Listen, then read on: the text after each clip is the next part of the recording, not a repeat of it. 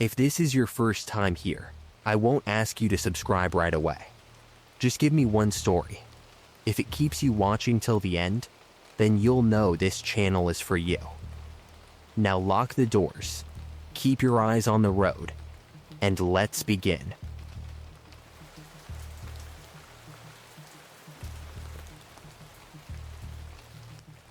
My name is Leonard Hayes, but most drivers know me as Lenny H. I've been driving truck for 21 years, mostly flatbed and step deck freight out of northern Tennessee. I've hauled steel, lumber, farm equipment, construction gear, and just about every kind of awkward load dispatch can legally strap to a trailer. This happened in February of 2016, on a night run through eastern Kentucky. I was hauling steel beams from Knoxville toward a job site outside Cincinnati. The weather was bad. Cold rain, low fog, slick blacktop, and enough warnings about ice to make every driver on that road keep his hands tight on the wheel. I wasn't alone that night. There were 3 of us running together. I was in front. Behind me was Marty Klein, pulling a covered flatbed. Behind Marty was a younger driver named Joel Ramirez, running a red Kenworth with a dry van full of electrical parts. We weren't a real convoy, just 3 drivers heading the same direction who met at a fuel stop near Corbin and decided to roll together through the weather. Any trucker will tell you, on a night like that, seeing another set of marker lights behind you makes the road feel less empty. Marty was the talker. Mid-50s, big laugh, smoked too much, called everybody hoss. Joel was quiet, maybe late 20s, a good driver, but still knew enough to ask questions before pretending he knew everything. For the first hour, everything was normal. Marty complained about dispatch. Joel asked about fog near the state line. I called out a deer on the shoulder, just regular road talk. Then, a little after midnight, Marty came over the CB. "Lenny, you still got me?" I said, loud enough. He said, "Joel, my light's doing anything weird back there?" Joel answered, "Nah, you're good. Why?" Marty said. Dash blinked on me. Felt like the whole truck hiccuped. I told him to keep an eye on it. A few miles later, Marty said he smelled electrical smoke. That got my attention. I told him we should find a wide spot and pull off together. Marty said, "Negative. It's gone now. Probably heater dust. Keep rolling." That was Marty. Stubborn as a fence post. Around 12:20, we hit a thick patch of fog. Not normal fog. This was low and heavy, the kind that makes your headlights feel useless. I dropped speed and told the boys to give extra room. Marty answered first. 10-4, Haas. I'm right behind you. Joel answered after him. Got both of you. 5 minutes later, I checked my mirror. I could see Joel's headlights, but I couldn't see Marty's. I keyed up. "Marty, you falling back?" No answer. "Marty?" Static. Joel came on. "Lenny, I don't see him either." I slowed down. Joel said, "I had him a second ago." Then Marty's voice came through. Clear as day. "Don't slow down." I almost felt relieved. "Marty, where are you?" he said behind Joel. Joel answered immediately. "No, you're not." There was a pause. Then Marty said, "Yes, I am." I checked my mirrors again. Only Joel. One set of headlights. No covered flatbed. No green tractor. I told Marty to flash his high beams. Nothing changed behind Joel. I told him to hit his horn. Nothing, then Marty said. "Road gets bad ahead. Stay left at the barrels." That didn't make sense because there wasn't supposed to be road work. 2 miles later, orange barrels appeared out of the fog. The right lane was blocked by a jackknifed tractor trailer sitting partly across the shoulder. No police yet. No flares. No warning truck. If Marty hadn't told us, we would have come up on it way too fast. I eased left. Joel followed. After we cleared it, Joel said, "How did he know that?" Marty came back on the radio, already past it. His voice sounded different now, farther away, like he was talking through a closed door. I asked again, "Marty, what's your 20? He didn't answer. Then he said, "Don't let Joel stop." Joel said, Marty repeated, "No matter what he sees, don't let him stop." A minute later, Joel's voice came over the CB, shaky. "Lenny, there's somebody walking on the shoulder." I looked. I saw nothing. Joel said, "Right side. Yellow raincoat. He's waving." I said, "Do not stop." Joel said, "He looks hurt." Marty's voice cut in hard. "That ain't a man." Joel went quiet. Then he said, barely above a whisper, "He's got Marty's face." I felt my hands lock around the wheel. In my mirror, Joel's headlights drifted toward the shoulder. I shouted into the mic, "Joel, stay on me. Do not pull over." His headlights swerved back into the lane. Marty said, "Good, keep him moving." That bothered me. Marty didn't talk like that. Not keep him moving. Not like he was giving instructions from somewhere else. A few miles later, the fog started thinning. I saw a closed way station up ahead with lights under the canopy. I told Joel we were pulling in. Marty came through immediately. "Don't." I said, "I'm done. We're stopping under lights." Marty said, "If you stop too long, he'll get out." Joel whispered, "Who?" No answer. I pulled into the way station anyway. Joel followed and parked close behind me, like he didn't want open space around his truck. I climbed down with my flashlight and tire thumper. The cold rain hit my face. The place was empty except for our two rigs, humming under the lights. No Marty. No green tractor. No covered flatbed. No tire tracks behind Joel except his own. Joel climbed down from his cab, pale and shaking. He kept looking toward the highway. He was with us, he said. I know. He was talking to us. I know. Then my CB crackled inside my cab. We both heard it through the open window. Marty's voice said, "Get back in." Joel and I froze. From the highway, we heard air brakes, a truck slowing down. We turned toward the road. Through the fog, a set of amber marker lights moved past the way station entrance. Slow, too slow. A covered flatbed rolled by on the highway without turning in. Dark green tractor. Tarped load. Left fender dent. Marty's truck. I raised my flashlight, but the fog swallowed it before I could see the driver. Joel started walking toward the road. I grabbed his jacket. "No," he said. "That's him." I said, "Then why didn't he stop?" The CB in my cab came on again. Marty said, "Because I can't." That was enough for me. I shoved Joel toward my truck. He didn't argue this time. He left his Kenworth under the way station lights and climbed into my passenger seat. I pulled out fast, not caring about my log, not caring about anything except getting us to a lit truck stop with people. For the next 20 miles, Marty kept talking. Short warnings. "Ease up, Haas. Stay right. Don't take that ramp.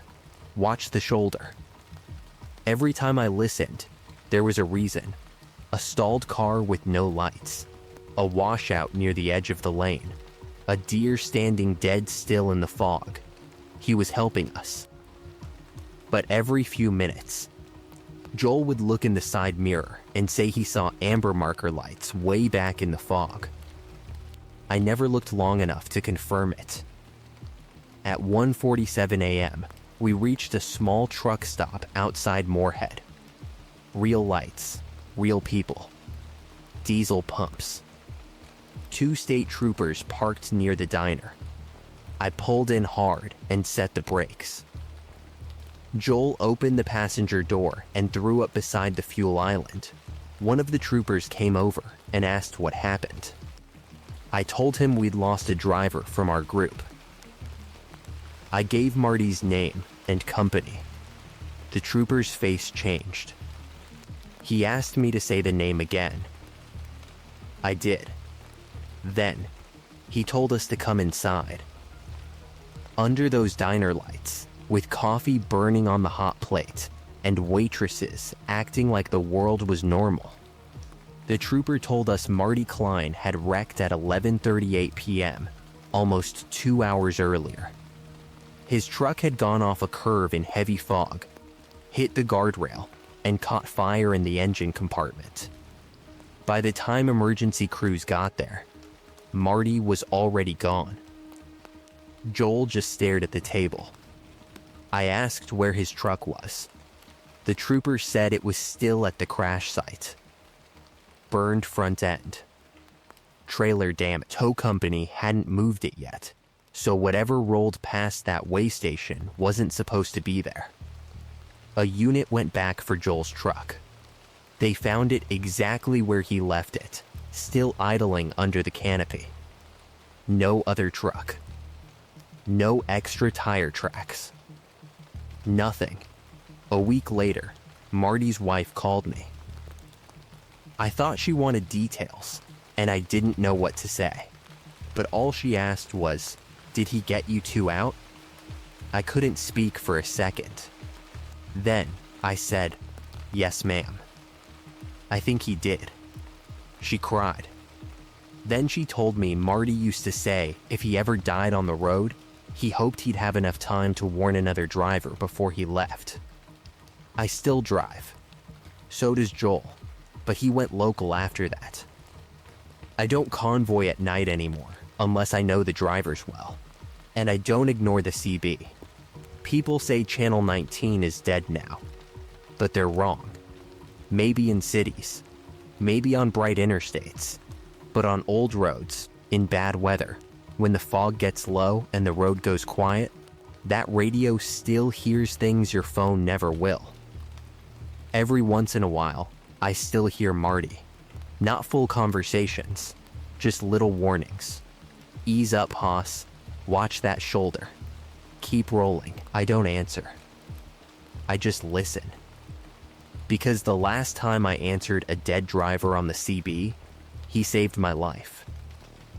So if you're ever running through eastern Kentucky in bad weather, and a driver in your convoy drops out of sight but keeps talking like he's still behind you, don't assume it's just static.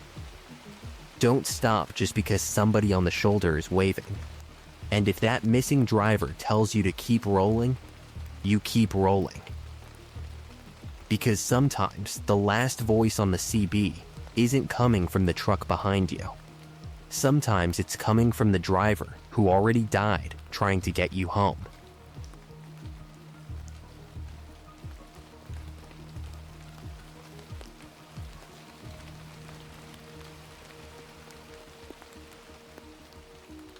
My name is Kevin Marshall, and I've been driving truck out of Indiana for about 16 years. Most of my life has been highways, dock doors, and delivery schedules that don't care if you're tired, sick, or halfway out of hours. If the load is late, it's your problem. That's just how trucking is. But this one run, I still can't fully explain it. This happened in late October of 2017. Somewhere between southern Ohio and western Pennsylvania. I was hauling a dry van full of automotive parts. Nothing special. Standard pickup from a yard outside Columbus. Delivery to a distribution facility near Pittsburgh. At least, that's what dispatch told me. The weird part started before I even left the yard. The delivery location name felt familiar, but I couldn't place it. like something I had heard years ago from older drivers but never seen on a modern route. Still, I didn't question it. You don't argue with dispatch when the load is assigned. I rolled out just before sunset. By the time I hit eastern Ohio, it was dark. Cold night. Slight fog in the valleys. Light traffic, that quiet highway feeling where everything looks normal, but something still feels off in the back of your mind. Around 11:20 p.m., my GPS told me to take an exit I didn't recognize. Exit 27B. No truck stop listed nearby. No fuel stations. Just an industrial access road cutting through trees and old fencing. I remember thinking, this doesn't feel like a normal delivery route, but I followed it anyway. About 10 minutes down that road, things started getting strange. No lighting, no businesses, just long stretches of chain link fence and empty land. Then, I saw it. A warehouse. Big structure. Old design. Red brick. Rusted loading docks. And above it, a faded sign barely visible in the dark. Harrison Freight Terminal. I slowed down immediately because I had heard that name before. Old drivers used to mention it, a facility that shut down decades ago. Late 90s. Gone, empty, officially closed. But here it was, not abandoned. Operational, dock lights were on. Dock doors were open. And a green indicator light was flashing at Dock 4. My paperwork said, Dock 4 delivery point. I said out loud, that's not possible.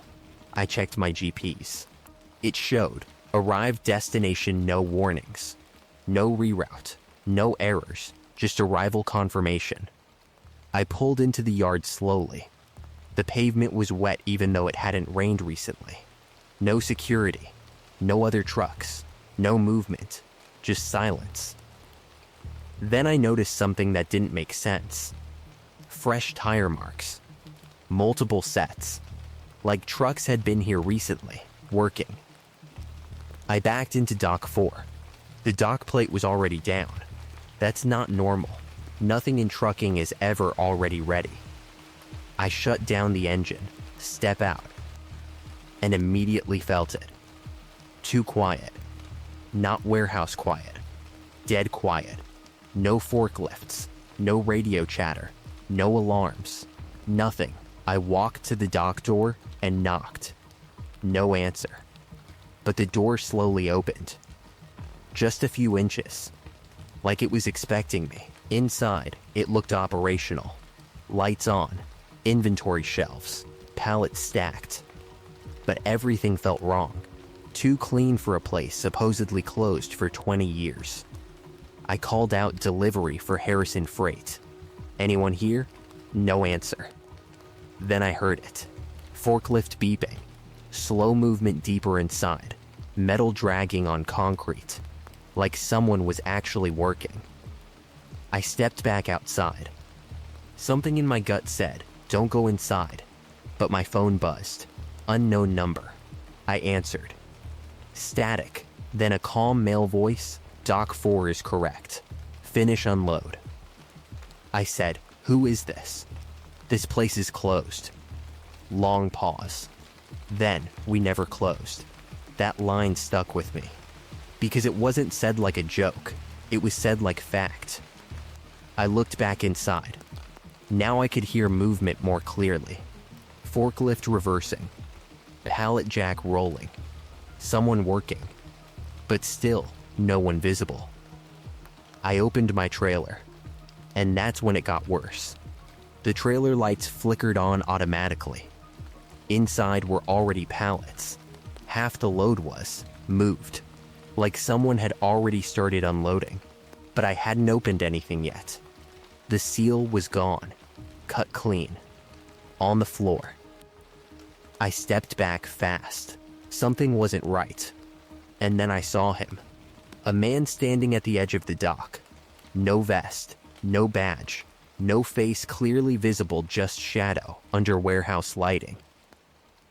He said one line, "You're late." I said, "Late for what?" He pointed inside, "Schedule." Then everything went silent again. Even the forklift stopped. I backed away toward my truck. My keys were gone. I checked my pockets, nothing. Then I saw them, sitting on the dock floor, right where I had been standing. I grabbed them and moved fast, got into the cab, locked the doors. Then the CB radio clicked. I hadn't turned it on. A voice came through, "Don't leave empty." I froze. Then it continued, "You still have one pallet left." I looked in my mirror. The warehouse lights were still on. Dock 4 was still open. But now there were shapes inside, standing still. Watching, I didn't wait. Started the truck. Pulled out of the dock fast. Didn't care about anything anymore. Just get out. As I hit the exit road, my GPS suddenly updated. Same destination. But now it read, Harrison Logistics Hub active facility, not freight terminal. Not closed. Active. Like the system had rewritten itself. I drove straight to Pittsburgh. Didn't stop. Didn't look back. When I reached the receiver, the guy looked confused. He checked my paperwork and said, "There is no Harrison Freight Terminal. Hasn't been one since the 90s. I told him I just delivered there. He shook his head, then pulled out an old record sheet. Closed, 1998. Demolished permit, 2003. No operations. Ever since then. A week later, I checked my ELD logs. It showed, arrived, dock 4 unloaded, completed, departed, 0112, but I never completed anything. I never even saw unloading finished. The dashcam footage was worse. It showed me entering the yard.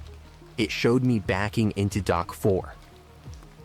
But inside the warehouse, empty. No forklifts. No workers.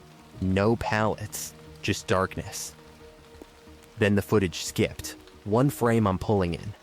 Next frame I'm backing out hard. Trailer half off alignment. Dock door open. CB audio. Finish unload. I still don't know what happened in that gap. But I know this. I never saw anyone inside that warehouse. But something inside completed my delivery anyway. Now whenever I pass that stretch near Ohio, my GPS sometimes flickers near exit 27B. It doesn't show a warehouse anymore. It just shows old freight zone data not available, and every time I see that, I don't take the exit. Because I've learned something out there on the road. Some deliveries don't go to people. They go to places that are still working, even when they're supposed to be closed.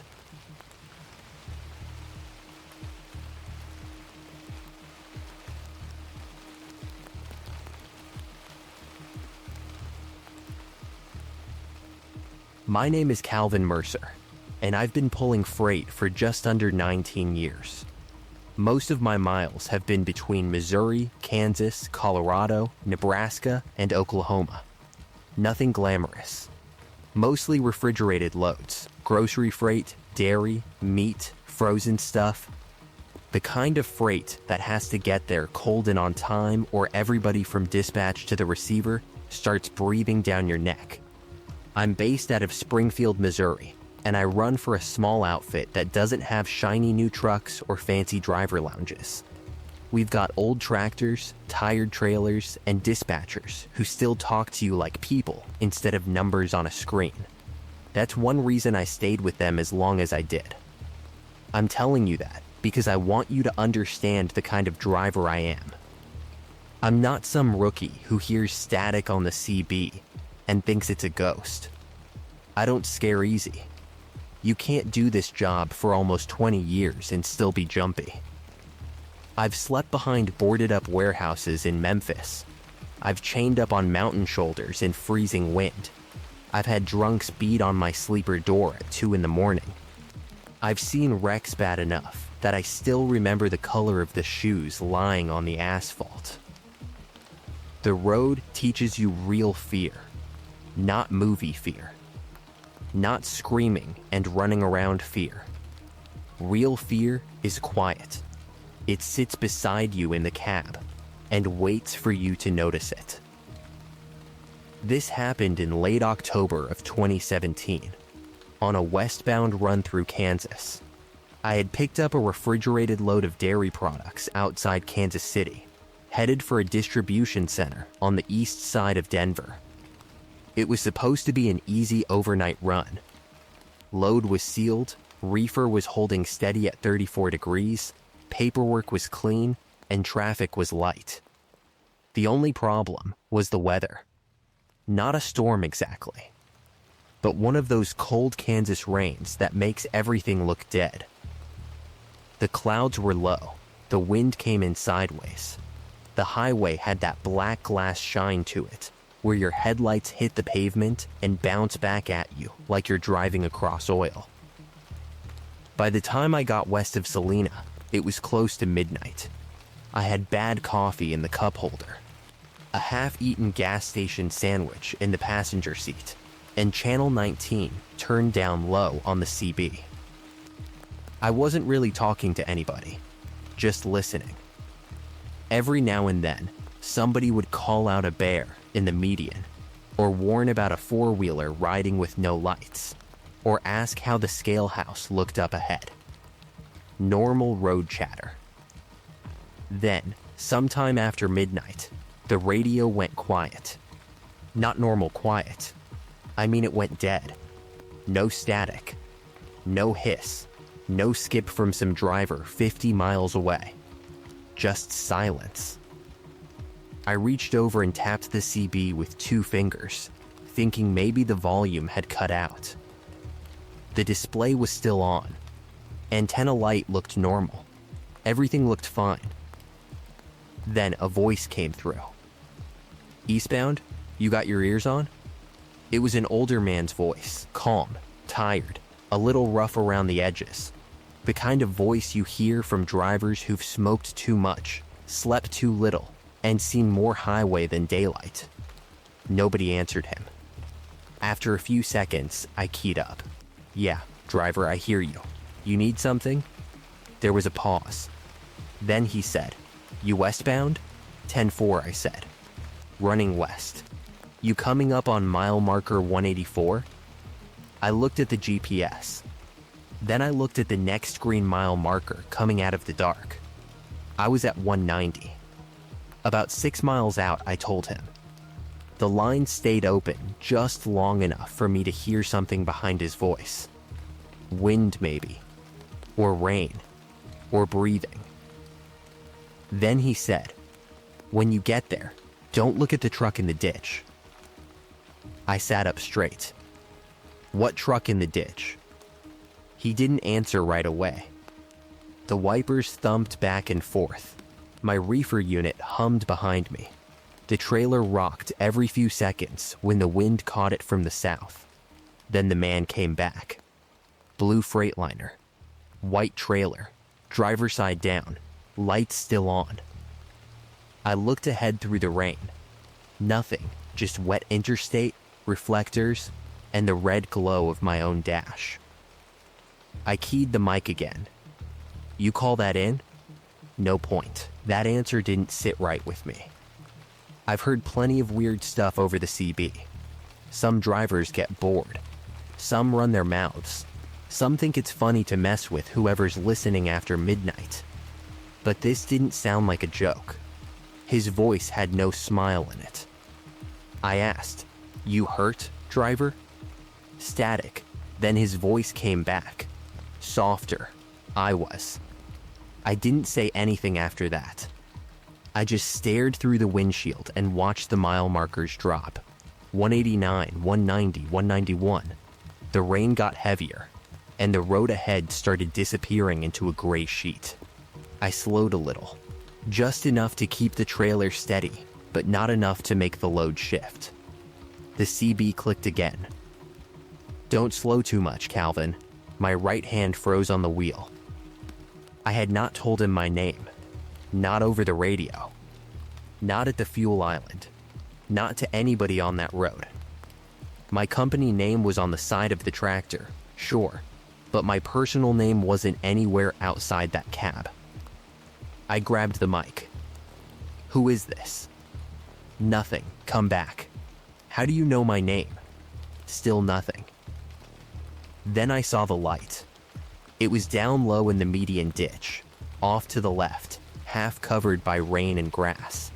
Not headlights facing the road. Not taillights either. More like a white glow angled up toward the sky. As I got closer, the shape came together. A semi. Blue Freightliner. White trailer. Driver side down. Exactly like he said. The cab was buried in mud at an angle, and the trailer was bent just slightly where it met the fifth wheel. Marker lights still glowed along the side of the box. One headlight pointed upward through the rain like a searchlight. It looked fresh. Too fresh. That's the part I couldn't get past. The mud around it looked newly torn. The grass was flattened. The engine was still ticking loud enough that I thought I could hear it through my own cab. I let off the throttle without thinking. Every decent part of me wanted to stop. You see a rig in the ditch, you don't just roll past like it's none of your business. That could be you someday. That could be any of us. I reached for my hazards. The CB cracked so loud it made me jerk back. Don't. One word. Clear as a bell. I kept my hand off the switch. I rolled past the wreck without turning my head. I stared straight ahead. Both hands on the wheel. Jaw locked. I remember focusing on one broken white line after another. Like if I looked anywhere else, something bad would happen. And just as my cab came even with that wreck, something tapped my passenger door. 3 slow taps. Knuckles on metal. Tap, tap, tap. I didn't look. The sound was so close and so ordinary that it was worse than if something had screamed. It sounded like a person standing on the step, politely waiting for me to roll down the window.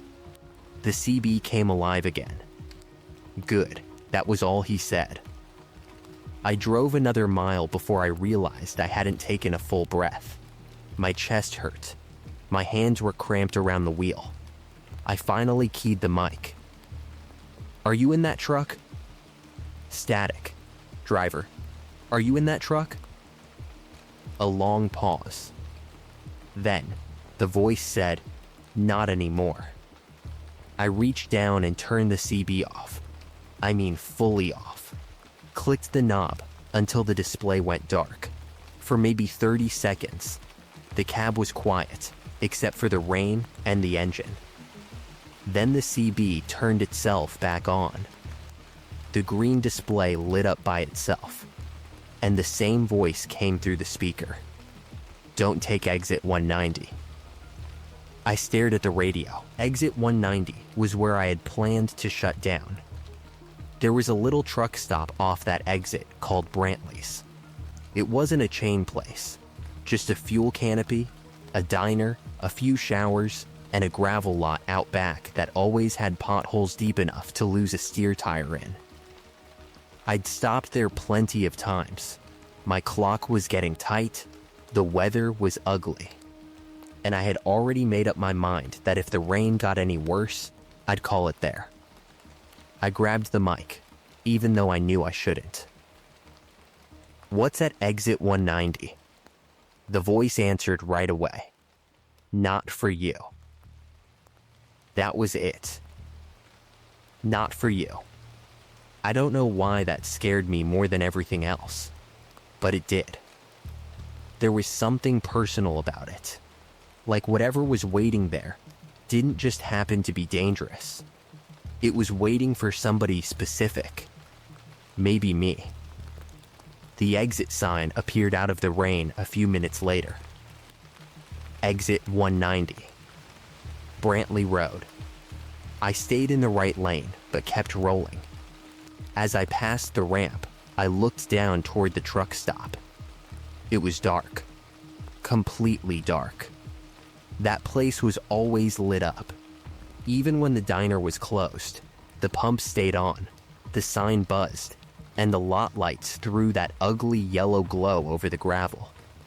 But that night there was nothing. No canopy lights, no diner sign, no trucks in the lot. Just a black building sitting back from the road in the rain. Then I saw a man standing under the dead fuel canopy. Brown jacket. Ball cap. Head tilted up toward the interstate. I only saw him for maybe 2 seconds. But as my headlights passed the ramp, he raised one hand, not waving, flagging me down. My phone buzzed in the cup holder so hard it rattled against the plastic. I almost ignored it, but then it buzzed again. It was dispatch.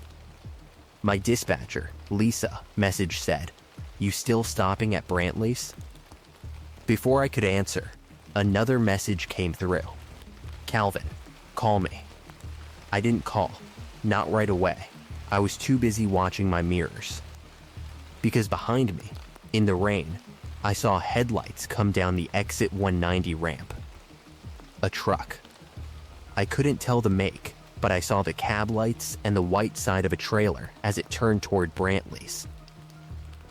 The trailer had no company logo, no numbers that I could see, just a white box moving through the rain toward that dark truck stop.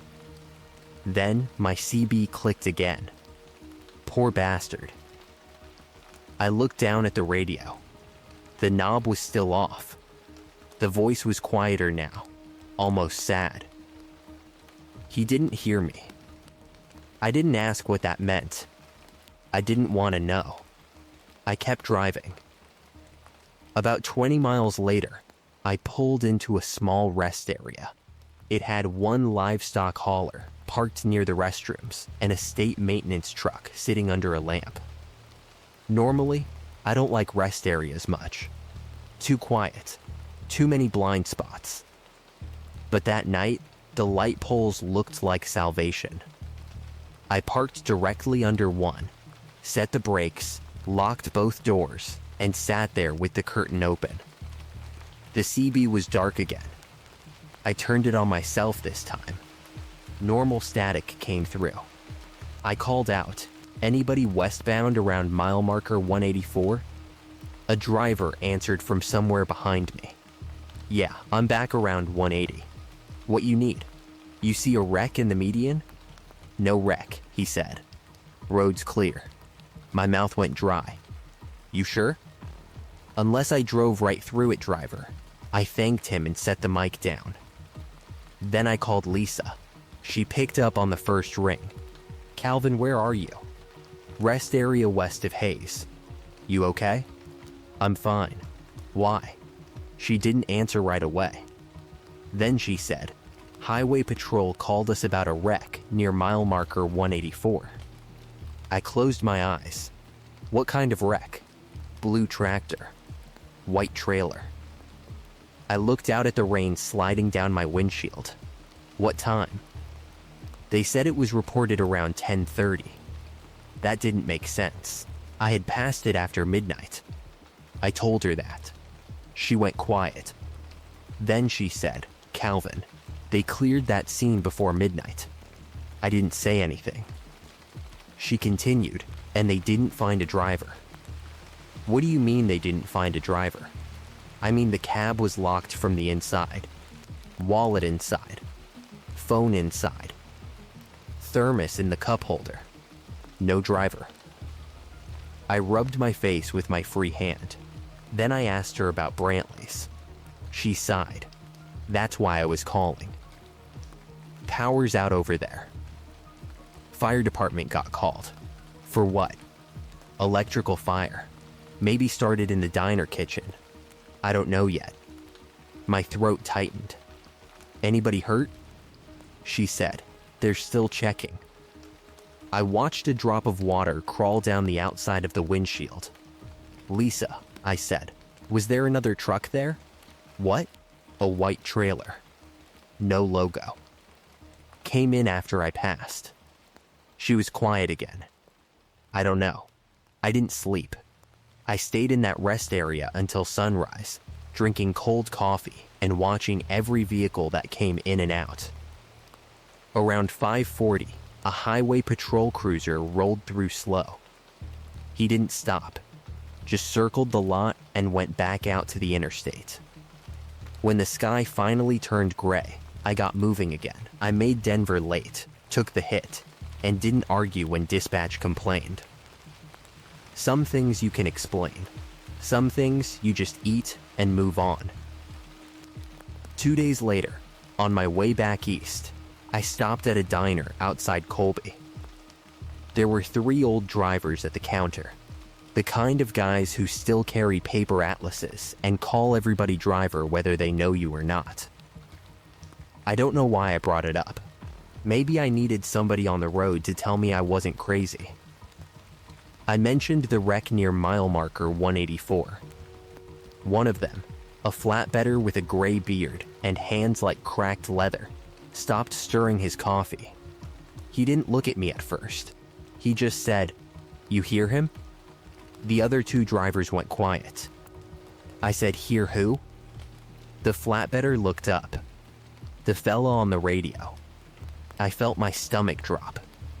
I told him part of it. Not everything. Just enough. He nodded slowly, like he'd already heard the story, and was only waiting to see which version I had. He said there'd been stories about that stretch for years. Back in the late 90s, a driver went missing after a wreck near there. Rig in the ditch, engine running, doors locked, no footprints, no blood, no sign of him walking away. After that, drivers started hearing a voice on Channel 19 whenever the weather got bad. Always around that stretch. Always late. Sometimes the voice warned about wrecks. Sometimes it told drivers not to stop. Sometimes it called them by name. I asked what happened if they didn't listen. The old man looked down at his coffee. Most don't come back through to tell it. Nobody laughed. Nobody made a joke. That bothered me more than anything. Truckers joke about everything. Bad food, bad weather, bad dispatch, bad luck. We joke because if we didn't, the job would chew us up. But those 3 men didn't joke. The gray-bearded driver finally said, "Road keeps what it takes." Once in a while, it gives a warning back. I didn't know what to say to that. Before I left, he asked me one thing. "Did he tell you not to take 190? I turned around. "How'd you know that?" He picked up his coffee and took a slow drink. "Because that's where they find the ones who almost made it." I never found a news article that explained everything. There was a short local report about a semi-wreck near Hayes. Driver missing. Investigation ongoing. Nothing after that. There was also a report about a fire at Brantley's. Electrical issue. Minor injuries. One driver treated for smoke inhalation. But the article mentioned something else. One truck parked behind the diner had burned hotter than the others. Firefighters said they couldn't find a plate, a VIN, a company name, or any clear ID on what was left of the tractor. No driver came forward. No missing truck matched it. It was just there. Then it wasn't. Brantley's reopened months later with new pumps and fresh asphalt. Drivers still stop there every night. Some swear it's fine. Some won't go near it after dark. Me? I don't touch that exit. I don't care how low my fuel is. I don't care how bad my clock looks. I don't care if dispatch is screaming. I'll park on a ramp before I pull into Brantley's after midnight. I've heard the voice 2 more times since that night. Once outside North Platte, Nebraska, during heavy fog. He came over the CB and said, "Ease left." I did, and seconds later a black pickup with no lights came drifting halfway into my lane from the shoulder. "Another time near Lemon, Colorado," he said. "Brake easy." I started slowing before I even saw the traffic stopped ahead in the fog. If I'd waited until my headlights caught those taillights, I would have folded my trailer into the back of a cattle hauler. Both times, I asked who he was. Both times, all I got back was static. I don't ask anymore. Some drivers say it's the missing man from the old wreck. Some say it's not a man at all. Some say every highway has something like that if enough people die on it, and truckers only hear it because we're the ones awake when the rest of the world is asleep. I don't know. I just know this. There are stretches of road that feel different after midnight. Places where the dark sits too close to the shoulder. Places where your headlights don't seem to reach as far as they should. Places where the CB gets quiet all at once, and the hair on your arms stands up before anything happens. If you drive long enough, you'll find one. And if you're lucky, something out there might warn you before you make the wrong choice. So if you ever find yourself running west through Kansas in cold rain, somewhere between Salina and Hays, keep your CB on. And if an older driver with a tired voice comes over Channel 19 and tells you not to stop, don't be a hero. Don't slow down for the truck in the ditch. Don't look when something taps your passenger door. And whatever you do, don't take exit 190.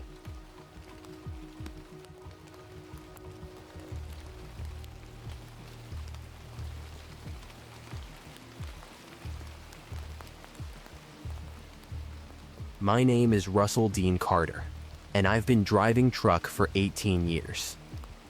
I'm out of Fort Smith, Arkansas, and most of my miles have been through Arkansas, Missouri, Oklahoma, Texas, Kansas, and Tennessee. I've hauled dry van, reefer, flatbed, and for about 6 years I pulled dedicated grocery loads for a company that paid decent but ran you like you were made out of diesel and bad decisions. This happened in November of 2018 on a late run through southern Missouri. I was hauling a dry van load of paper goods from Little Rock up toward a distribution warehouse outside Columbia. Toilet paper, paper towels, napkins, nothing valuable, nothing dangerous, nothing worth remembering. At least, that's what I thought when I left the yard. The weather was cold and wet. Not freezing yet, but close enough that every bridge made me nervous. The kind of night where the road shines black, the woods press close to the shoulder, and every little town you pass through looks asleep by 9. I was running behind. That's how most bad stories start out here.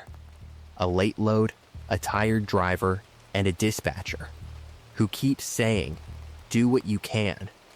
Like that doesn't mean break yourself in half, but don't let me hear about it.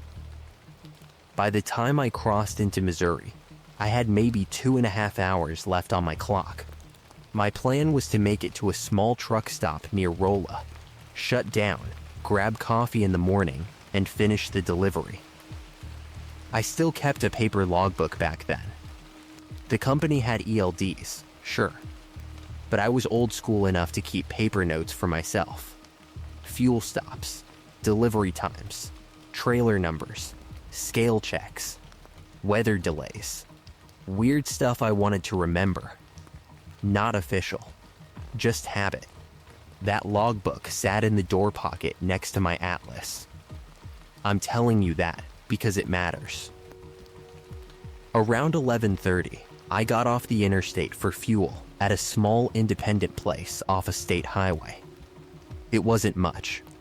2 diesel pumps, 1 flickering canopy light, and a tiny store with burnt coffee, lottery tickets, and hot dogs that looked like they had been turning since lunch. There was one other truck parked out back, a livestock hauler with the curtains pulled. Other than that, the place was dead. I fueled, went inside, bought coffee, and asked the cashier how far to the truck stop near Rolla. He looked at me and said, "In this weather, hour and change."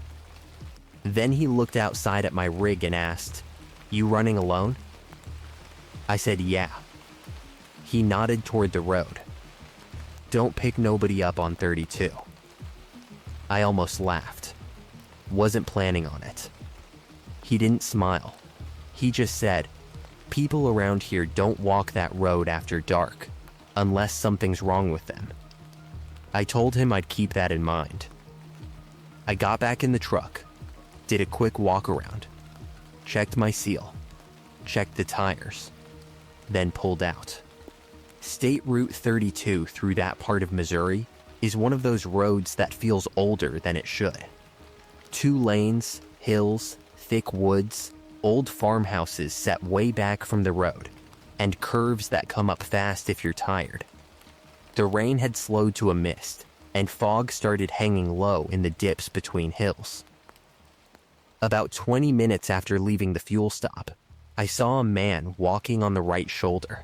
He was maybe 60, maybe older, hard to tell in the rain.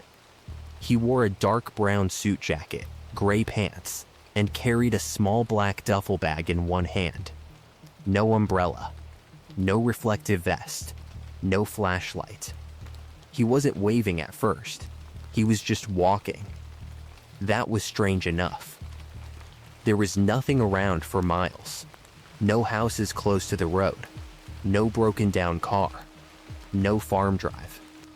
Just woods on both sides. As I got closer, he turned and raised one hand. Not desperate, not panicked, just calm, like he had been expecting me. I did what any sensible driver would do. I moved left a little and kept rolling. I don't pick up hitchhikers. Not anymore. Not after all the stories you hear out here. A buddy of mine got robbed outside Tulsa by a guy who looked like a preacher. Another driver I knew let a woman into his cab near Memphis and woke up with his wallet gone and his phone thrown in a ditch. So no. I kept going. When I checked my passenger mirror after passing him, the shoulder was empty. That got my attention. The road behind me was straight for maybe a quarter mile. There was nowhere for him to go. No driveway. No deep ditch. No trees close enough to step behind that fast. I told myself it was fog. Fog does things to your eyes. 10 minutes later, I saw him again. Same brown jacket, same black duffel bag, same calm hand raised. This time, he was standing at the edge of a little gravel turnout. I felt my hands tighten on the wheel. I passed him again. This time, I didn't check the mirror. The CB hissed once. Then, a voice came through, low and scratchy. "Should have stopped, driver." I looked at the radio. Nobody had been on channel 19 for almost half an hour. I keyed up. "Who's this?" Static, then the same voice came back. "You're already late." I didn't answer. Then the voice said, "Columbia receiver won't open door 14 until 7:10 anyway." My stomach turned. My appointment was for 6:30. Door 14 was written on my paperwork. That paperwork was folded inside my clipboard on the passenger seat. No one on that road should have known that. A few miles later, I came around a bend and saw red taillights. A car was sitting halfway in the lane. Old Buick. Hazards blinking weakly. Driver door open. I slowed. Then I saw the man in the brown jacket standing beside it. He looked straight at me and raised his hand. This time, I couldn't just blow past. The car was blocking part of the lane, and the road curved hard right past it. I had to slow almost to a crawl. As my cab came even with him, he stepped toward the passenger side. I shook my head and pointed forward like I was telling him to move. He didn't. He just stood there, looking up at me. Then, he said something loud enough for me to hear through the closed passenger window. "Russell, you marked your fuel stop wrong." My foot came off the throttle. My name. My logbook. I had written that fuel stop down as 23:05 when it was actually 23:15. I remembered because I had done it in a hurry, and the time on the receipt didn't match my note. Nobody knew that. Nobody. I should have kept driving. I know that now. But when somebody says your name in the middle of a dark road and tells you something from a logbook sitting inside your own truck, your brain doesn't behave right. I unlocked the passenger door. He climbed in without asking. The first thing I noticed was the cold. The cab temperature dropped the second he sat down. Not air conditioner cold. This was damp cold, the kind that clings to your clothes after standing in rain too long. He set the black duffel bag on the floor between his feet. "Appreciate it," he said. His voice was normal now. Older, quiet, polite. I pulled around the Buick as carefully as I could. When I checked my mirror, the car was still there, but the hazards were off. No person beside it. No driver. Just a dead car on the shoulder. That was better than it disappearing completely. But somehow, it still felt wrong. I looked over at him. He was staring straight ahead. I said, "Where you headed?" He answered, "Up the road." That ain't an answer. It's the one I've got. I didn't like him. Not because he was rude. He wasn't. That was the problem. He was too calm, too clean for a man who had been walking in rain. His jacket was wet, but his shoes had no mud on them. I asked, "How do you know my name?" He said, "It's written down." I glanced at the door pocket where my logbook sat. He didn't look at it. I said, "You been in my truck?" "No, you know what's in my logbook?" He nodded once. I swallowed. "What did I write yesterday?" He said, "Dropped at North Little Rock. Empty at 1440. Sat 4 hours waiting on reload. You wrote, dispatch full of clowns." My mouth went dry. That was exactly what I had written. A dumb little private note in the margin. I reached toward the door pocket with my left hand and felt the logbook there. Still there. The man said, "You shouldn't write things you wouldn't want read back to you." I almost pulled over, but the road was too narrow and there was nowhere safe to stop, so I kept driving. He stayed quiet for a while. The rain picked up again. The wipers dragged water across the glass. The heater was blowing hot, but I could still see my own breath faintly when I exhaled. After maybe 5 minutes, he said, "You're going to be tempted to stop at the church." I didn't answer. He said, "Don't." A minute later, we came over a hill and saw a small white church on the right side of the road. Old building. Gravel lot. One yellow light over the door. There was a woman standing in the lot, waving both arms. She looked young, maybe 20s, wearing jeans and a red hoodie. Her hair was soaked flat to her face. I slowed. The man in my passenger seat said, "Russell." I looked at him. He shook his head.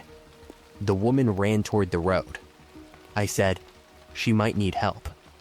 He said, "She does." That answer made it worse. I said, "Then why shouldn't I stop?" He looked at me for the first time since climbing in. "Because she doesn't need it from you." The woman stepped close enough that my headlights hit her face. She was crying.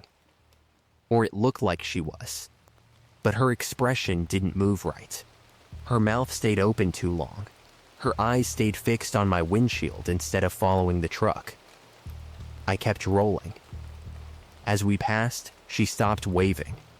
Then she smiled. I saw it in the passenger mirror. A wide smile. Too wide. The man beside me whispered, "Good." I said, "What the hell is going on?" He didn't answer. Instead, he reached down, opened his duffel bag, and pulled out a folded sheet of paper. He handed it to me. I didn't want to take my eyes off the road, so I said, "What is it?" He said, "Your last entry." I looked down for half a second. It was a logbook page. Not mine, but close. Same format, same blue lines, same handwritten times. At the top, in handwriting that looked too much like mine, was my name. Russell Dean Carter. The date was that night. The final line read, 0112 stopped at Church Lot to assist pedestrian. After that, nothing. No next stop. No duty status change. No signature. Nothing. I shoved the paper back toward him. "That's not mine. Not now," he said. The CB crackled. A woman's voice came through. "Truck driver, please help me." I stared straight ahead. The voice came again. "Please, my car went off the road." The man beside me said, "Turn it off." I turned the CB off. The speaker kept talking. "Russell, please, I almost drifted onto the shoulder." The man reached over and put one finger on the CB. It went silent. I don't know how. He said, "You have a bad habit of stopping for things that look harmless." I thought about the hitchhiker. About him. He seemed to know what I was thinking, because he said, "I don't look harmless." That was the first time I noticed something like humor in his voice. Not friendly humor. Dry old. We drove another 10 miles in silence. Then he said, "Your clock says you can make Rolla." I glanced at the dash. He was right. "But you won't," he added. "Why not?" "Because you're going to take the next right." "No, I'm not." "Yes, you are." I looked ahead. There was a green detour sign on the shoulder. Detour truck route. Arrow right. I had not heard about any detour. The GPS still wanted me straight. The road ahead looked open. The man said, "That sign wasn't there when you passed this road last month." I looked closer. The sign was too clean. No mud on the legs. No state markings. No reflective tape scuffs. Just bright green metal sitting in the rain. I stayed straight. As we passed the turnoff, I saw something down that side road. Several trucks parked nose to tail in the dark. No lights, no drivers, just trailers lined up between the trees like something had been storing them there. My passenger said, "That's where your truck was going." I didn't speak. A few miles later, he told me to slow down. I did. Around the next curve, a tree had fallen halfway into the lane. If I had been going full speed, I would have hit it. Then he told me to move left. I did.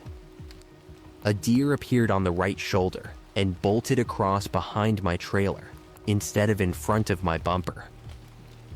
Then he told me not to answer my phone. It rang 30 seconds later. Unknown number. I let it ring. The voicemail came in immediately. Against every bit of common sense I had left, I played it on speaker. It was my own voice. Not similar. "Mine," it said. I stopped. I shouldn't have stopped. Then the message ended. I pulled the phone off the mount and threw it onto the passenger seat like it had burned me. The man in the brown jacket looked out the windshield. "Almost there," he said. "Almost where?" "Somewhere with light." A few minutes later, we came into a little town I didn't recognize at first. That bothered me, because I had driven that road more than once. I knew the gas stations, the churches, the Dollar General, the feed store, the weird mailbox shaped like a fish. This town felt older. Dark storefronts, a closed barber shop, a boarded-up diner, an old bus depot with one light glowing inside. Fog sat low over the street, so thick the buildings looked like they were floating. The man pointed. There, I pulled to the curb in front of the bus depot. I don't know why, I just did. He picked up his duffel bag. Before opening the door, he said, "Fix your log." I said, "What?" He nodded toward the door pocket. 2315, not 2305. Then he opened the door and climbed down. He stood on the curb and looked back up at me. "For what it's worth, Russell, you were one of the easier ones." I asked, "What are you?" He gave a tired little smile. Somebody who knows what gets written down.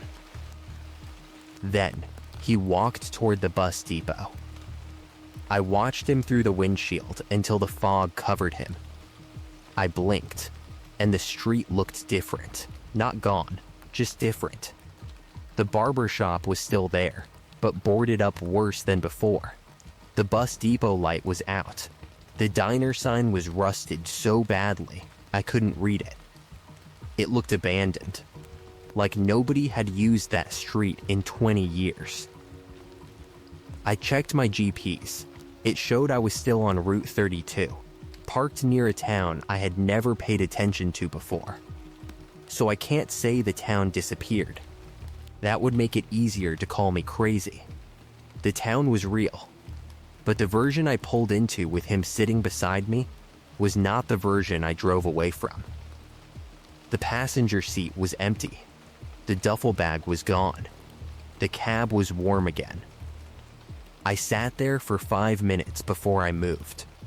Then I pulled my logbook from the door pocket. My fuel entry said 2315, not 2305. I know what I wrote. I know I wrote it wrong. But there it was, corrected in my handwriting. Under it, in the margin, was one sentence I did not write. "Don't stop at the church." I made it to Rolla just before 2:00 in the morning and parked under a light at the truck stop. I didn't sleep. I sat there with coffee I couldn't drink and watched trucks come and go until daylight. In the morning, I asked an older driver at the counter if he knew anything about a white church on Route 32. He said, "Depends which one." I told him the one with the yellow light and the woman in the red hoodie. His fork stopped halfway to his mouth. He asked, "You stopped?" I said no. He nodded. "Then you're lucky." He told me a driver had disappeared there in 2009 after stopping to help a woman outside the church. Truck was found running in the gravel lot. Doors open. Load untouched. Wallet still in the cab. Driver gone. A week later, another driver reported a woman waving in the same lot. Then another. Always raining. Always after midnight. Always asking for help. One man stopped and survived, but he was never the same afterward. They found him walking barefoot along the shoulder 3 miles away, holding his logbook open in both hands. Every page after that night was blank, even the ones he had already filled. I asked him about the man in the brown jacket. The old driver leaned back and looked at me for a long time. Then he said, "You picked him up?" I didn't answer. He said his uncle did once, back in the 90s. Said the old man knew every line in his logbook before he wrote it. Knew his fuel stops, knew his delivery door, knew the fake time he put down after stretching his hours. Told him to fix it before the road fixed it for him. I asked who he was. The driver shrugged. Some say he was a dot man killed on that road years ago. Some say he was a driver who cooked his books one too many times and died because of it. Some say he ain't a person at all. Just something that rides along when the road decides you're about to make a bad entry. That sounded ridiculous. But by then, ridiculous was all I had. I delivered late that day. The receiver really did put me in door 14. At 7:10. Just like the voice on the CB had said. I still have that logbook. I don't show it to many people, but I kept the page from that night. The handwriting looks like mine. Every letter, every loop, every lazy way I cross my T's. Except I know I didn't write that warning. A month after it happened, I ran into the same cashier from that little fuel stop. I asked him why he warned me not to pick anyone up on 32. He looked at me like he already knew. I told him I picked up a man in a brown jacket. He went pale. Then he said, "Did he have the black bag?" I nodded. The cashier looked past me toward the pumps and said, "My dad saw him once. Said he was standing by the road with that bag, just waiting." Dad didn't stop. Next morning, he found a note in his logbook anyway. What did it say? The cashier swallowed. "Better men than you have stopped." I didn't know what to say to that. He told me locals still find trucks abandoned near that church every few years, but most don't make the news unless there's a body. No body means no story. Just a missing driver, an empty cab, and people saying he probably walked off. I've driven Route 32 maybe 20 times since then. I've never seen the bus depot lit up again. I've never seen the man in the brown jacket. But I have seen the church. Only once. It was raining, just after midnight, and I was eastbound with an empty trailer. The yellow light was on. A woman in a red hoodie stood in the gravel lot. This time, she didn't wave. She just watched me pass. My CB clicked once as I went by. No voice, just one sound. 3 slow taps, like knuckles on the passenger door. I kept rolling. I don't pick up hitchhikers anymore. I don't stop for detour signs that don't feel right. And I don't leave mistakes in my logbook. Because there are things on the road that know more about us than they should. They know when we're tired. They know when we're late. They know when we're about to make the kind of decision that looks small at the time and ruins everything after. So if you ever find yourself on a 2-lane road in southern Missouri after midnight, and you see an older man in a brown jacket carrying a black duffel bag, don't assume he's just some lost hitchhiker. And if he says your name before you tell it to him, listen carefully. But whatever you do, if you pass that little white church with the yellow light and the woman crying in the rain, don't stop. Not for her. Not for the detour. Not for anything.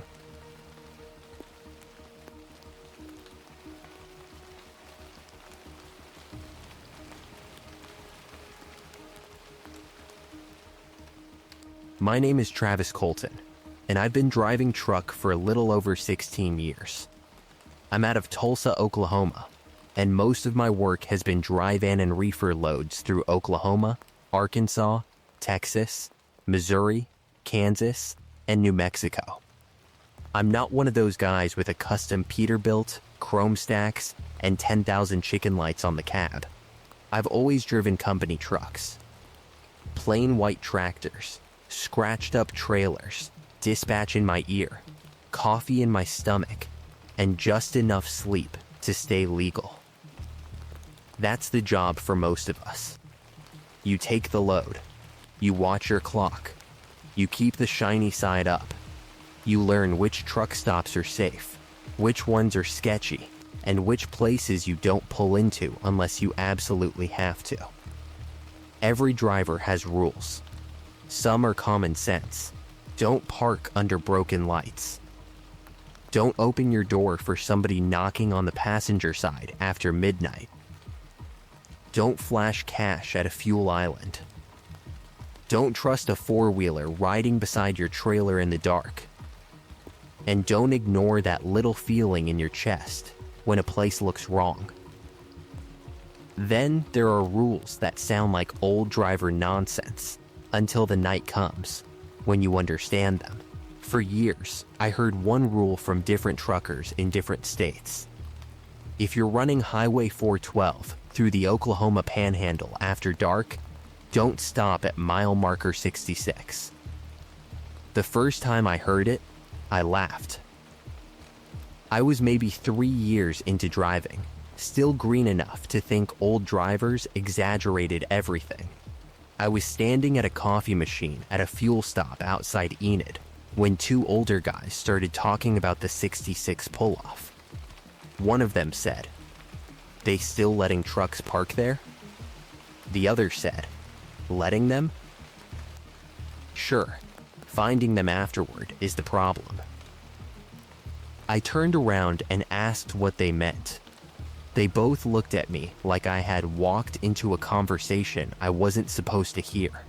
The bigger one, a bull hauler with a gray mustache and hands like old rope, said, "You run 412 West much?" I told him sometimes. He said, "Then keep rolling past 66. I asked why. He took the lid off his coffee, blew on it, and said, "Because if you stop there, don't expect anybody to find you sitting in the same truck you parked." That was such a strange way to say it that I remembered it for years. Not you'll disappear. Not you'll get robbed. Not you'll die. Don't expect anybody to find you sitting in the same truck you parked. I thought it was just truck stop folklore. I don't think that anymore. This happened in January of 2019. I was hauling a dry van load of farm equipment parts from Tulsa to a dealership warehouse outside Clayton, New Mexico. The load was light, paperwork was clean, trailer was sealed, and the weather was cold, but clear. It should have been one of those boring overnight runs where the only thing you fight is sleep. By the time I got into the Panhandle, it was dark. That part of Highway 412 is empty in a way that wears on your mind. It's not dramatic. There are no mountains, no deep woods, no sharp cliffs. It's just flat black road, barbed wire fences, ditches, old farm gates, and yard lights so far away they look like stars sitting on the ground. The wind out there never really stops. It leans into the trailer and shoves you around just enough to keep your hands tight on the wheel. Every now and then, a pickup goes by the other way. Then, you're alone again. My CB was on channel 19, but there wasn't much chatter. A cattle hauler called out a trooper sitting near a turnoff. Somebody else asked about fuel in Guymon. After that, just static. Around 10:40, a voice came through. "Westbound White International, you got your ears on?" I was driving a White International. I looked in my mirrors. Nobody behind me, nobody ahead. I keyed up. "Yeah, driver, that me? You coming up on 66? I checked the next marker. 69, few miles out, I said. The voice was older. Southern, calm, but not relaxed. He said, "Keep your foot in it." I frowned. "Come again? Don't stop at 66. I sat up a little straighter. That old warning came back to me right then. I asked, "Who's this?" The man said, "Somebody who stopped once." Then the radio went quiet. I told myself it was probably some local driver messing with me. Maybe he knew the story. Maybe he saw my headlights from a farm road. Maybe he was bored. Then another voice came over the CB. Younger, friendlier, almost cheerful. "Don't listen to him, man. Pull-off's clear." I'm parked there now. Plenty of room. That was the first thing that felt wrong. Truckers don't talk like that when they're just being helpful. They'll say, "Lots open," or "You got room," or "Come on in, driver." But this guy sounded like someone reading a line. Plenty of room. I didn't answer. The younger voice came back. "You look tired, driver." And right then, I did. Not regular tired. Not end of shift tired. It came over me too fast. My eyelids got heavy. My shoulders dropped. The road blurred for half a second, and I actually caught myself thinking, maybe I should pull off for 10 minutes. I slapped my own cheek hard enough to sting. The older voice cut in. "Travis, keep rolling." My stomach went cold. I had not said my name. Not on the CB. Not at the last fuel stop. Not anywhere. My truck didn't have my name on it. My trailer didn't either. I grabbed the mic. "How do you know my name?" Static, the mile marker, came out of the dark. 66, just past it, on the right, was a gravel pull-off. No lights, no restroom, no sign, nothing official. Just a rough patch of gravel with weeds along the edge and tire ruts cutting through the middle. There was a truck parked there. White cab, white trailer, marker lights glowing amber. The younger voice said, "That's me. Pull in behind me." I eased off the throttle without meaning to. The parked truck blinked its brake lights once, like it was waiting. Then I noticed something I still think about. It was cold outside. My own exhaust was showing white every time the wind curled around the cab. But that truck in the pull-off had no exhaust. No heat shimmer. No smoke. Nothing. And when my headlights swept over the cab, I saw a man sitting behind the wheel. I couldn't see his face, just the shape of him. He raised one hand slowly, not waving like a friendly driver, more like he was telling me to come closer. The older voice yelled, "Go." I hit the accelerator. As I passed the pull-off, something knocked on the wall behind my seat. 3 hard knocks from inside the sleeper. I didn't look back. My dash lights flickered once. The GPS blinked off, then came back on, showing me parked at mile marker 66. But I wasn't parked. I was still driving. The younger voice came through again, low and flat now. "You should have stopped." I kept both hands on the wheel and stared straight ahead. For the next few miles, the highway felt wrong. The fence posts on the right side looked too close. The reflectors seemed farther apart than they should have been. My headlights didn't reach as far as normal. I kept expecting to see that white truck behind me in the mirror, but I remembered something the older voice had said. "Don't stop." So I didn't check more than I had to. About 5 miles later, I reached a little gas station I'd never noticed before. It wasn't a truck stop. Just 2 diesel pumps, a weak sign buzzing over the door, and a gravel lot barely wide enough to turn a rig around. I pulled in under the brightest light, set the brakes, locked both doors, and sat there breathing like I had just run a mile. Then I checked the sleeper. Nothing. No person. No animal. No shifted bags. Nothing that could have made those knocks. I checked the trailer seal, still intact. Then I checked my dash cam. The camera had recorded the road.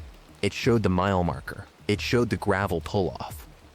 But the white truck wasn't there. On the video, the pull-off was empty. No cab, no trailer, no marker lights, no man in the driver's seat. Just gravel and dark. Inside the gas station, there was an old woman behind the counter watching a tiny TV with the volume low. She looked half asleep until I asked about mile marker 66. Then she turned the TV off. She asked, "You stopped?" I said no. She nodded slowly. Good.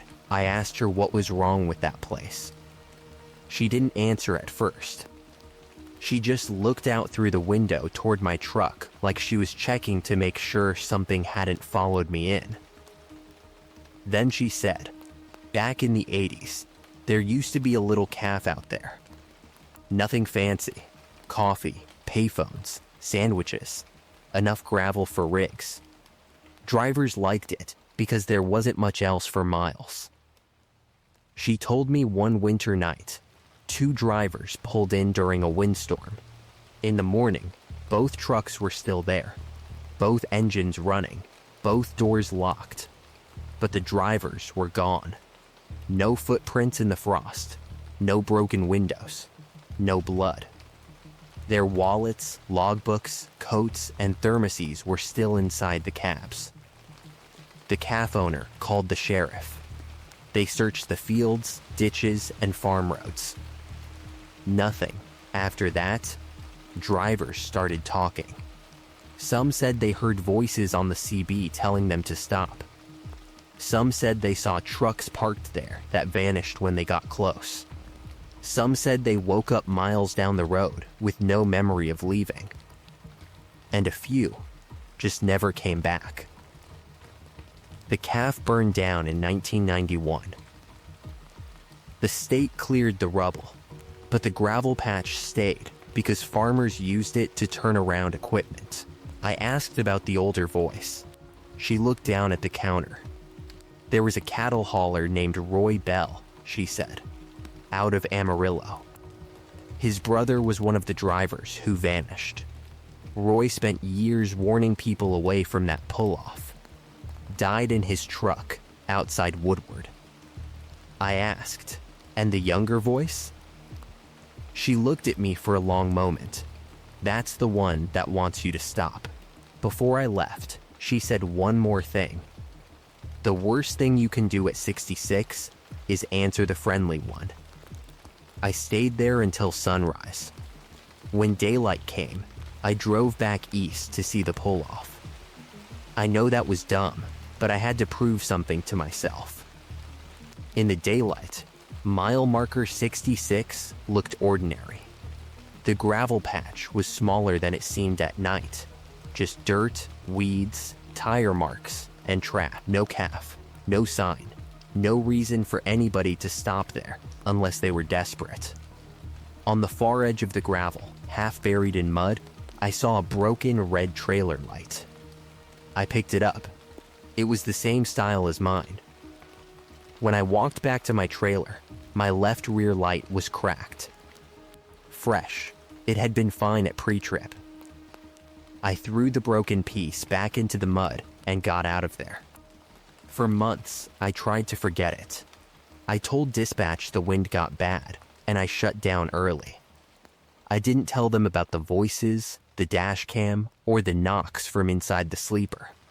You don't tell dispatch that kind of thing unless you want them quietly asking whether you're fit to drive. But the road has a way of bringing stories back to you. About 6 months later, I was at a truck stop in Amarillo, waiting on a shower. 2 drivers behind me were talking about 412. One of them said, "I don't care how tired I am. I don't touch that 66 lot." I turned around. They looked at me the same way those old drivers had years earlier. I told them I had passed it once. One of them asked, "You see a truck?" I said yes. He asked, "Was it white?" I nodded. He said, "Everybody sees white. Sometimes it's a cab-over. Sometimes it's a freightliner. Sometimes it's got your company mud flaps. But it's always white. The other driver said something that made my blood run cold. The lot keeps copies. I asked what that meant. He said drivers who stop there sometimes report seeing a rig that looks almost exactly like theirs. Same trailer height, same scratches, same mud flaps, same license plate with one digit off. He said, it shows you the truck you would have been found in. I didn't sleep much that night. A year after my first encounter, I had to run that same stretch again. I tried to route around it, but weather had closed part of my planned route, and dispatch needed the load moving. I told myself I'd be fine. Daylight only, I said. But delays happen. A receiver holds you up. Fuel takes longer than expected. A road crew puts you in a one-lane backup. By the time I got near the panhandle, it was dark again. I turned the CB volume low, but I didn't turn it off. That probably sounds crazy, but after what happened the first time, silence scared me more than static. At mile marker 70, my radio clicked. Travis. I didn't answer. The older voice said, "Good, you learned." I kept driving. Then he said, "Move left." I moved left. Half a mile later, a dark pickup shot out of the 66 pull-off with no headlights. It crossed the right lane fast enough that if I'd still been there, I would have hit it broadside. I laid on the horn, but the pickup didn't slow down. It vanished down a farm road on the other side. My hands were shaking. I keyed the mic without thinking. "Roy?" Static. Then the older voice came through one last time. "Keep rolling." I did. A few days after that, curiosity got the better of me. I pulled county records, old newspaper archives, whatever I could find online. There wasn't much, but there was enough. A small roadside calf near that mile marker did burn in 1991. There was a missing persons report from 1984 involving 2 truck drivers. Their names were listed, but the details were thin. And there was an obituary for Roy Bell, a cattle hauler from Amarillo, who died in his sleeper in 2002. The obituary said he was survived by one brother. That part didn't match the gas station woman's story. Unless the missing brother was never legally declared dead. Or unless Roy had more than one brother. Or unless some parts of stories change because people are too scared to keep them straight. I don't know. What I do know is my dash cam showed an empty pull-off. My GPS said I was parked when I was moving. My trailer light cracked after I passed that place. And 2 different voices on the CB knew my name. I don't stop at mile marker 66. I don't slow down there. I don't look too long. I don't answer anyone who sounds friendly on the radio near that stretch. If another driver asks me about it, I tell him the same thing those old-timers told me. Keep rolling. Some places on the road are bad because of people. Some are bad because of accidents. Some are bad because too many tired men made too many desperate decisions there. And some places are bad for reasons I don't think we're meant to understand. So if you ever find yourself running Highway 412 through the Oklahoma Panhandle after dark, and you start feeling tired for no reason around mile marker 69, wake yourself up any way you can. Roll the window down. Turn the radio up. Talk to yourself. Slap your face if you have to, but when you reach mile marker 66, keep your foot in it. If you see a white truck sitting in that gravel lot, don't pull in behind it. If a friendly voice tells you there's plenty of room, don't answer. And if an older driver tells you to keep rolling, listen, because every trucker who knows that stretch knows one thing. You don't stop at mile marker 66. Not after dark. Not for rest. Not for help. Not for anybody.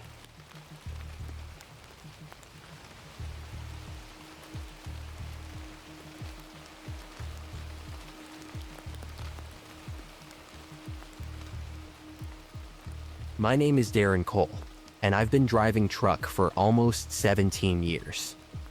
I'm from Bakersfield, California, and most of my miles have been between California, Nevada, Arizona, Utah, and Oregon.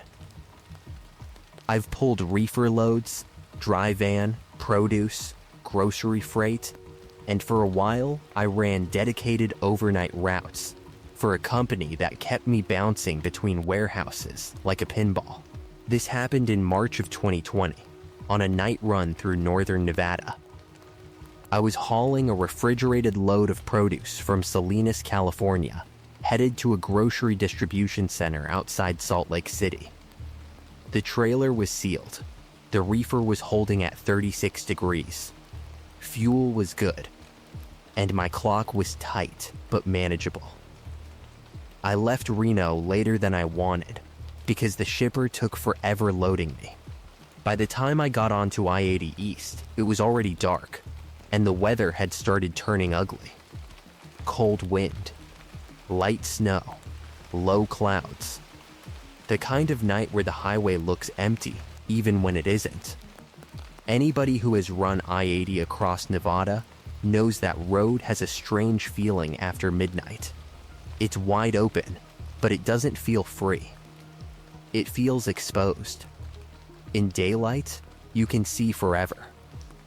At night, your whole world shrinks down to headlights, reflectors, and the glow of your dash.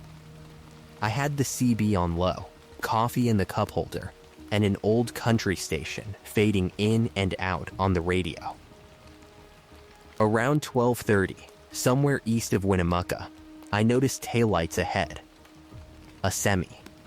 White tractor. White reefer trailer. At first, I didn't think much of it. There are always trucks on I-80, but this one caught my eye because it was moving almost exactly my speed. Not gaining. Not falling back. Just holding steady, about a mile ahead. Then I noticed the right rear marker light. It flickered. Mine had that same flicker. I knew because my trailer had been doing it since Sacramento. I had already smacked the light housing at the fuel island, and it came back on. But every now and then it blinked like it was thinking about quitting. The truck ahead had the same blink. Same rhythm. I leaned forward. The trailer also had a dark mud streak down the left door. Mine had one too, from the rainy dock in Salinas. I told myself it was a coincidence. White reefers all look the same at night. I eased into the left lane to get closer. The truck ahead eased left too. Not suddenly. Not aggressively. Just smooth, like the driver had the same thought at the same time. I moved back right. So did he. I said out loud, "All right, buddy," the CB crackled. A man's voice said, "Don't chase it." I looked down at the radio. Nobody had been talking for 20 minutes. I keyed up. "Who's that?" Static. Then the voice came back. "Eastbound white reefer. Back it down." I checked my mirrors. Nobody behind me close enough to read my trailer. I keyed up again. "You talking to me?" The voice said, "If you can see yourself, you're too close." That made no sense. I looked ahead. The truck was still there. Same distance. Same speed. The snow got heavier. Not a full storm, but enough that the lane lines started fading, and the headlights made everything look like TV static. I backed off 5 miles an hour. The truck ahead backed off too. I sped up a little. It sped up too. That was when I felt the first real chill. I checked the company tracking app on my phone. It showed one active truck on my route. Mine. No other company rigs close to me. At the next overhead light near a rest area entrance, the truck ahead passed under the glow, and I saw the trailer number. 8726. My trailer number was 8726. I know how that sounds. Bad visibility, tired eyes, snow on the windshield. Maybe I misread it. That's what I told myself. Then the CB came alive again. You read it right. I took my foot off the pedal. The truck ahead kept rolling, still just far enough away that I couldn't see the driver. I grabbed the mic. Who are you? The voice answered. Somebody who followed once. What does that mean? It means don't do what I did. I should have slowed down and let it disappear into the snow. That's what a smart driver would have done. But fear and curiosity are a bad combination on the road. You start needing an answer more than you need safety. I kept it in sight. The truck ahead put on its right signal near exit 205. My GPS did not tell me to exit. My route was straight on I-80. But the truck ahead rolled down the ramp. For some reason, I followed.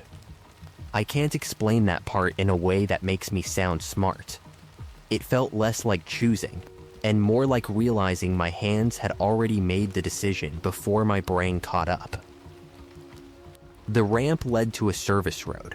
No fuel stop, no rest area, no town lights. Just a narrow road running parallel to the interstate for a while, then curving north into the dark. The truck ahead slowed to maybe 35. I followed at a distance. My GPS recalculated, froze, then showed me driving in an open field. The CB voice came back sharper. Turn around. I looked for a spot wide enough to swing the rig, but there wasn't one. Ditch on both sides, snow building along the shoulder. No safe place to make a move. The truck ahead came to an old scale house. Small concrete building. Broken scale platform. Faded sign. One yellow light over the door, even though the place looked abandoned. The white truck pulled into the lot and parked along the far side. I stopped near the entrance. My headlights hit the back of its trailer. Same trailer number. Same mud streak. Same cracked right marker light. Same small dent near the lower hinge. Then my phone buzzed. Dispatch, why are you stopped? I stared at it. I wasn't stopped. I was rolling slowly, maybe 2 miles an hour. Another message came in.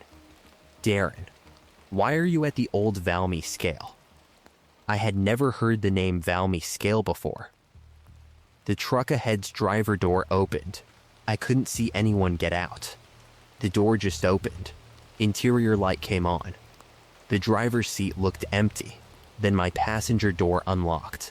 Click, I froze. The CB voice said, do not open it. Someone knocked on the passenger door. 3 slow taps. Tap, tap, tap, I didn't move. The knock came again, lower this time, near the step. The voice said, back up. I put the truck in reverse. The backup alarm sounded loud in the empty lot. The moment I started moving, the passenger door handle pulled down. Not all the way, just enough to rattle. I hit the lock button. It popped back up. I hit it again. It popped back up again. The voice yelled, move. I didn't care about the ditch anymore. I cranked the wheel, backed hard, and felt the trailer tires drop off the edge of the gravel. The whole rig leaned. For one awful second, I thought I was going over. Then the tires caught. I straightened out, slammed it into drive, and crawled back toward the service road. Behind me, the other truck's headlights came on. I didn't wait. I got back onto the narrow road, and drove faster than I should have, praying nothing came the other way. The headlights followed me for maybe a mile.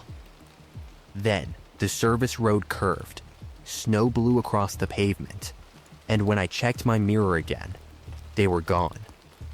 Not vanished in some dramatic way, just gone. Maybe hidden by the curve, maybe swallowed by snow, maybe something else. I got back on I-80 and drove another 40 miles before pulling into a truck stop near Battle Mountain. I parked under the brightest light I could find, set the brakes, and sat there until my hands stopped shaking.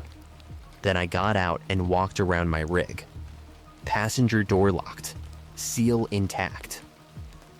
Trailer number 8726. Right rear marker flickering. Mud streak on the left door. Dent near the hinge. Everything exactly like the other truck. Except now, there were fingerprints on my passenger door handle.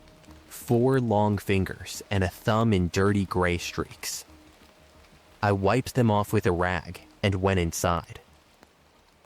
There was an older driver sitting alone at the counter, drinking coffee and reading a newspaper like it was 1995. White beard, old denim jacket, hands beat up from years of chains, straps, and cold steering wheels. I don't know why I told him. Maybe because he looked like he'd believe me. I asked if he knew anything about an old scale off exit 205. He looked up slow. Valmy? I nodded. He set his coffee down. You followed it, didn't you? I sat down beside him. He told me the old Valmy scale had been closed for years.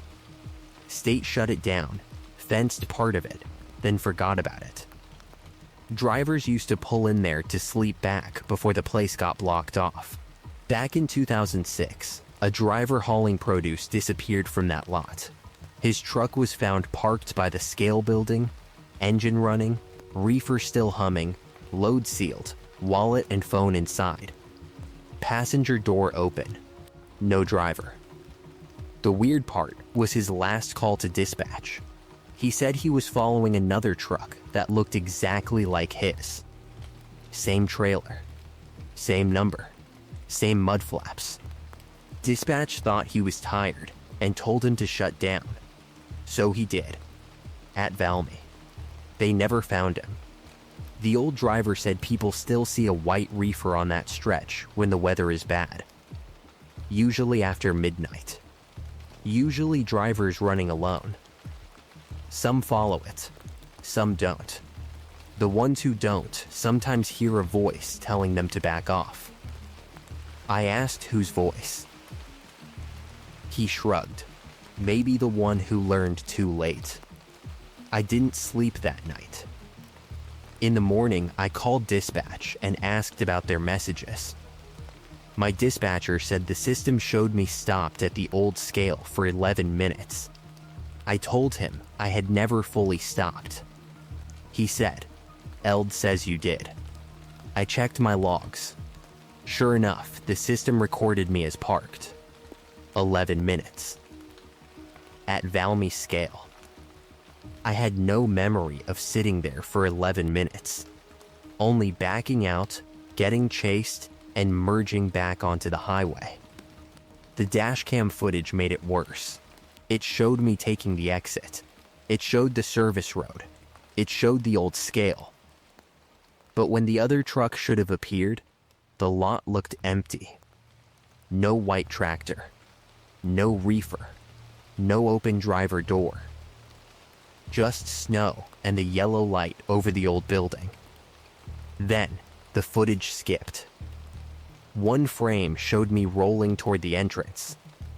The next showed me backing out hard, trailer halfway in the ditch, passenger door lock clicking up and down by itself. After that, the audio caught the CB voice. Only one sentence. "Darren, move. I saved that file. I still have it. I've shown it to 2 people. One said it was probably an electrical issue. The other watched it twice, handed the phone back, and told me not to show it to anybody else. A few weeks later, I looked up the missing driver. His name was Patrick Harlan, 48 years old. Drove for a small outfit out of Modesto. The load he was hauling was lettuce, bound for Salt Lake City. Same route, same kind of freight, same time of night. One local article said his last call to dispatch was strange. He told them he was following his own trailer. He also said the driver ahead of him wouldn't answer the CB. That part stuck with me, because the truck I followed never answered either. Only the other voice did. I also found a small forum thread from years back. Old truckers talking about I-80 ghost rigs, white reefers, copycat trailers, and Valmy scale. Most of the comments were jokes, but a few weren't. One driver said he saw his own trailer number ahead of him in freezing fog. Another said his passenger door unlocked by itself near exit 205. One guy wrote only this: "If you see your rig in front of you, slow down. If it exits, don't." That was posted in 2014. 6 years before it happened to me. About 8 months after my encounter, I was running the same stretch again. Different truck, different trailer, same highway.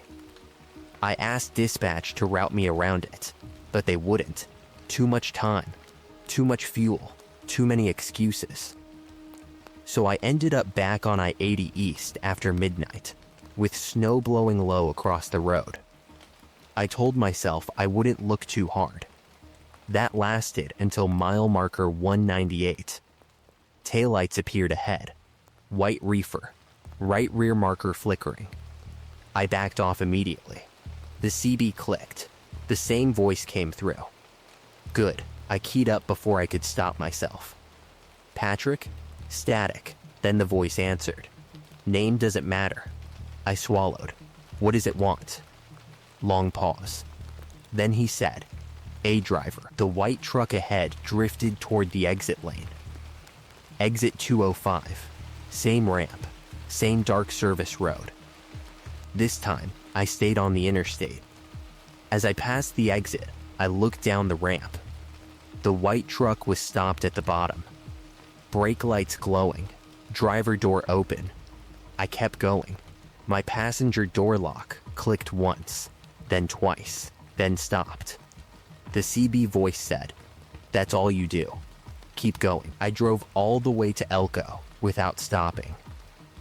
Since then, I have never taken exit 205 at night. Not once. I don't care if my clock is tight. I don't care if the road is closing. I don't care if dispatch wants to know why I'm adding miles.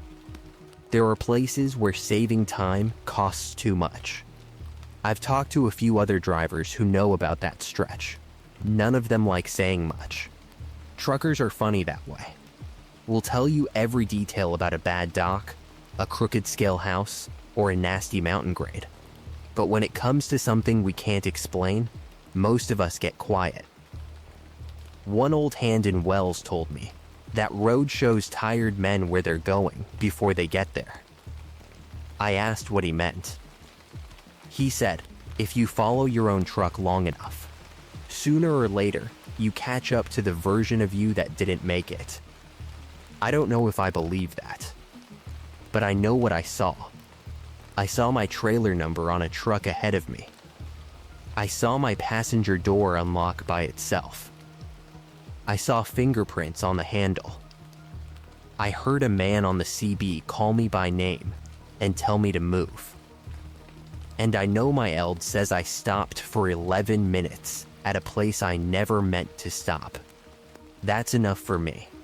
So if you ever find yourself running east on I-80 through northern Nevada after midnight, especially in snow or fog, and you see a white reefer ahead of you moving exactly your speed, don't get curious. Don't speed up to read the number. Don't follow it down the ramp. And if it takes exit 205 toward the old Valmy scale, stay on the interstate. Because the truck you see ahead of you might not be another driver. It might be yours. And if you follow it far enough, you may find out where it was trying to park you.